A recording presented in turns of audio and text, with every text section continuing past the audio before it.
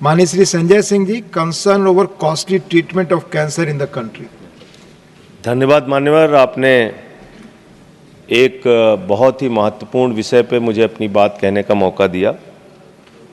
मान्यवर, कैंसर की बीमारी एक इतनी बड़ी और गंभीर बीमारी है कि आदमी दो तरीके से टूटता है। जिस व्यक्ति को कैंसर होता है वो शारीरिक रूप से टूटता है और उसका परिवार आर्थिक रूप से टूटता है।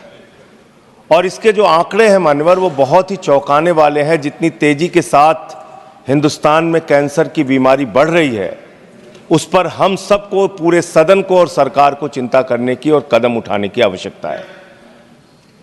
मान्यवर, WHO की रिपोर्ट के मुताबिक पिछले 3 साल में 22 लाख लोगों की मौत कैंसर से हुई है और अकेले 2022 में 9 लाख लोगों की मौत कैंसर से हुई है।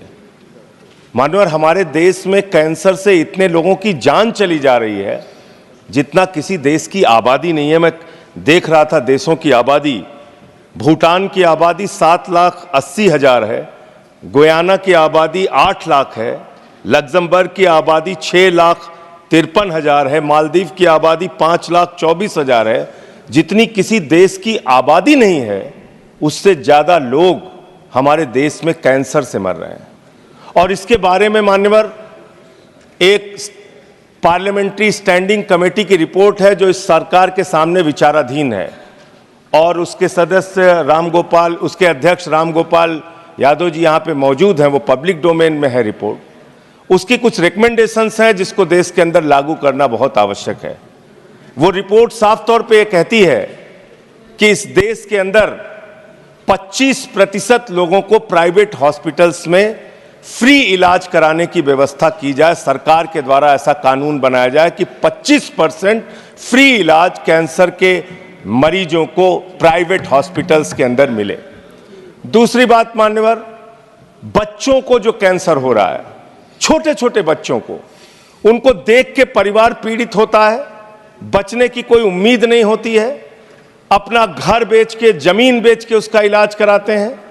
तो इसलिए बच्चों का इलाज पूरी तरीके से फ्री किया जाए। अगर किसी बच्चे को कैंसर की बीमारी होती है, ये दूसरी सिफारिश उसमें है।